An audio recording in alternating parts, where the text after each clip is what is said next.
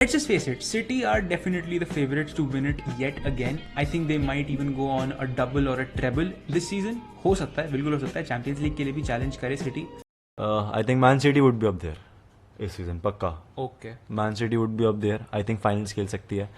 बहुत prominent chance है finals खेल सकती है और मे बी जीत भी जाए. And they've done it! They've done it! Manchester City have done it! Once, twice, three times the champion! Champions of Europe finally! History made in Istanbul! The treble complete! The greatest story in club history has an ending! And what a final chapter!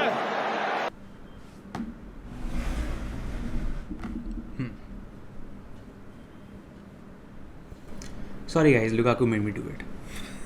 Lukaku made me do it. I am finally supporting, and I was probably supporting the right side of Milan after all. क्योंकि भैया City has won the treble.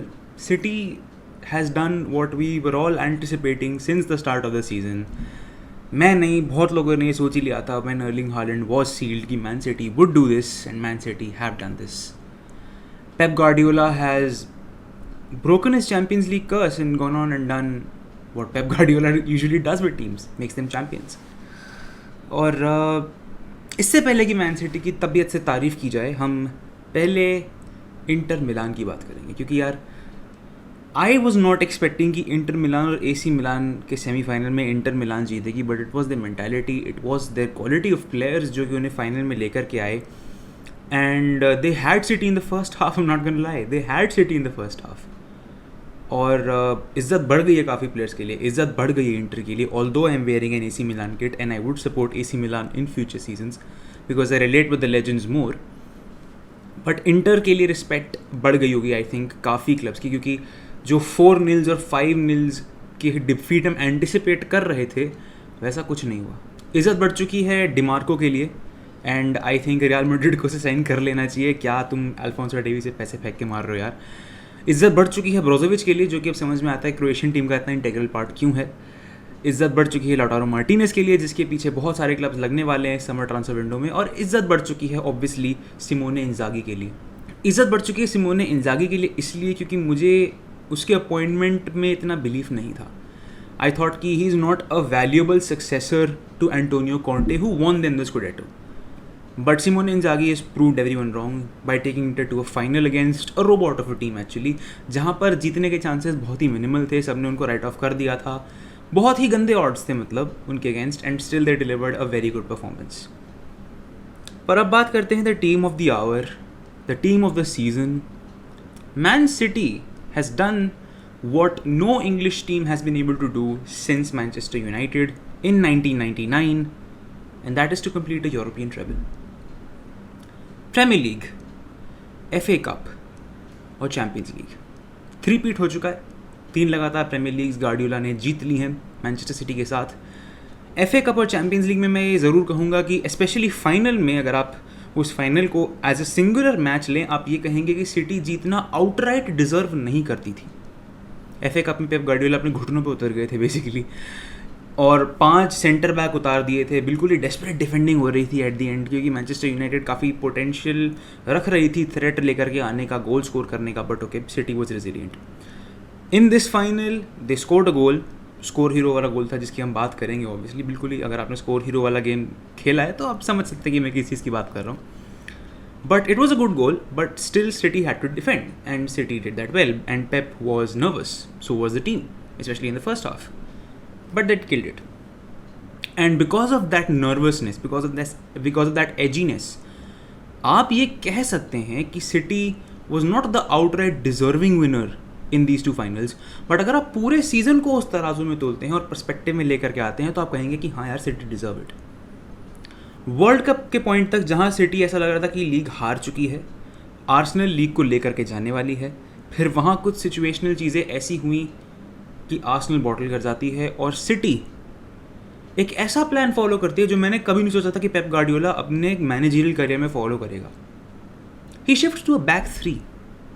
He place 4 centre backs essentially. कभी कभी Kyle walker भी खेल लेता था, but he plays 3 at the back, a weird 3-2-4-1 formation, extremely attacking when he's attacking. He's on the attacking front, तो काफ़ी attacking, but at the same time defensively resolute. Transposing into a 4-3-3. मैं बहुत ज़्यादा tactical बात नहीं करने वाला हूँ क्योंकि ऑब्वियसली हम सिटी की तारीफ करने आए इस वीडियो में. उनकी टैक्टिक्स की तारीफ तो और लोग भी करते हैं जिनको कोई नहीं सुनता. That is the truth.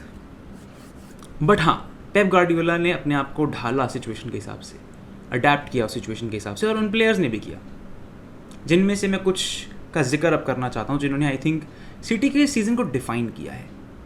जिनमें से 2 मिडफील्डर्स होंगे, रॉड्री और गुंडोवान. आप केविन डे ब्रुयने को भी इस ब्रैकेट में डाल सकते हैं. ये तीनों ऑब्वियसली काफ़ी सेंसेशनल रहे. Assist kings, stepping up on to the big occasion. Obviously Kevin De Bruyne was taken off in the final. Unfortunately एक बार फिर से वही डेजा वू हुआ, और जब वो मोमेंट हुआ मुझे लगा कि यार is this again one of those nights जहाँ पर सिटी चैम्पियंस लीग नहीं जीतेगी. But okay, it turned out differently. Gundogan obviously scoring a brace in the FA Cup final. Rodri scoring that unbelievable goal. मतलब Rodri ने इस गोल के ज़रिए real life score hero खेला है. अगर आपने स्कोर हीरो का गेम खेला हो जहाँ पर आप स्वाइप करके पास करते हो, स्वाइप करके शूट करते हो, एंगल बना के जैसे मर्जी आप मैथमेटिक्स लगाते हो, मतलब ये गोल पोस्ट है और यहाँ 2 बंदे खड़े हैं, एक के पीछे एक, और इतनी ही जगह है कि बॉल किसी तरह से स्क्रैपिंग कर जाए and Rodri somehow swerves the ball across them and puts it in the back of the net. And that is the only goal in the UEFA Champions League final 2023 which makes City complete the treble. He's been very essential and arguably the best defensive midfielder on the planet. अब obviously कासिमीरो की बात करते हो, अब obviously Busquets की बात करते हो. Rodri at Manchester City has turned out to be a new animal under Pep Guardiola who was a defensive midfielder himself. और बात पेप गार्डियोला की करनी इसलिए भी ज़रूरी है क्योंकि Pep Guardiola is arguably one of the greatest managers of our generation if not all time.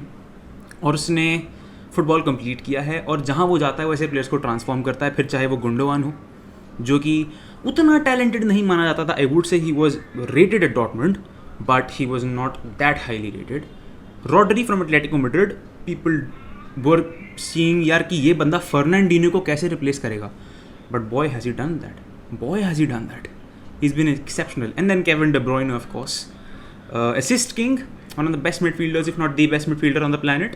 Creatively उससे sound बंदा आपको वर्ल्ड फुटबॉल में बहुत ही कम, probably Luka Modric. But Kevin De Bruyne is Kevin De Bruyne. Then we move on to Jack Grealish. एक बड़ा interesting character. 100 million में last season खरीदा man city ने, और सबको लगा कि ओवर प्राइस्ड है. हमने क्यों दिए 100 मिलियन इस प्लेयर के लिए जिसने कुछ भी नहीं किया, लेकिन इस सीज़न उसने बहुत कुछ किया. जैक ग्रीलिश ने अपनी वर्थ इस सीज़न कुछ इस कदर प्रूव की है. He is arguably their player of the season behind De Bruyne and of course the next player I am going to speak about. It's Erling Haaland of course. Comes into a new league, 52 goals in this season. Through this season he's been insane. Pundits had written him off probably. Some of them had the faith in him. So did I. But obviously कुछ लोग जो कि मौकरी करने के लिए आते हैं football में, अपने आप को बड़े बड़े प्लेटफॉर्म्स पे ले जा करके, उन लोगों ने उसको राइट ऑफ कर दिया था कि नई सीजन में कुछ नहीं करने वाला. He is probably get himself injured in the prem और उसका सीज़न ख़राब हो जाएगा. But he was the best number 9 on the planet this season, not gonna lie. और अगर आप उसे बैलोन डोर दे देंगे इस साल तो किसी को भी गिला शिकवा नहीं होगा, फिर चाहे कितने बड़े मेसी फैन हो. और एक प्लेयर जो मेरे हिसाब से इस पूरे ट्रेबल विनिंग कैंपेन में बहुत ज़्यादा इम्पॉर्टेंट है और लोग शायद उसकी इतनी बात नहीं करेंगे, वो है John stones. John stones essentially एक सेंटर बैक है और पेप उसे शिफ्ट करता है मिडफील्ड में, कुछ इस कदर कि एक सेंटर बैक अब ओपोनेंट के डी के बाहर खड़ा है, रन्स बना रहा है, पासेस निकाल रहा है, क्रॉसेस निकाल रहा है, और एक ऐसी पोजीशन में जहाँ पर उनके पास ऑलरेडी एक इंग्लैंड नेशनल टीम का प्लेयर था कैल्विन फिलिप्स के रूप में. लेकिन he trusted John Stones and he played his role to perfection every single game that he played. Even Inter के अगेंस्ट जिसने डिफरेंस क्रिएट किया, I think it was John Stones in the second half. उसको obviously बाद में फिर injury हुई, हल्का सा नैक लगा, came off rather, but he had an exceptional game and he had an exceptional season. People need to talk about him. I think all these players and their performances have summed up City's wonderful season.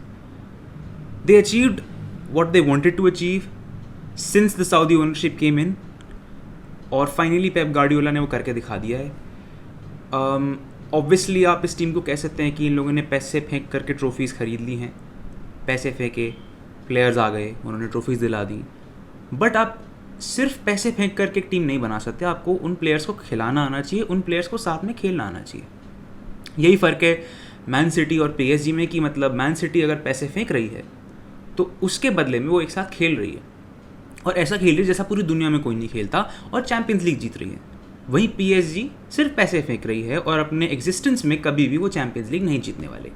Let's be real. So congratulations to Man City and their fans, जो कि मुझे पता है कि आपको 2-3 साल से ज़्यादा पुराना मैन सिटी का कोई फ़ैन मिलेगा नहीं, but still okay, you can enjoy your night, you can enjoy this wonderful season that you had, and hope कि आपका नेक्स्ट सीजन भी इससे अच्छा हो, आप 4 ट्रॉफी जीत सके, क्योंकि आपने ऑब्वियसली एक रोबोट क्रिएट कर ही दिया है।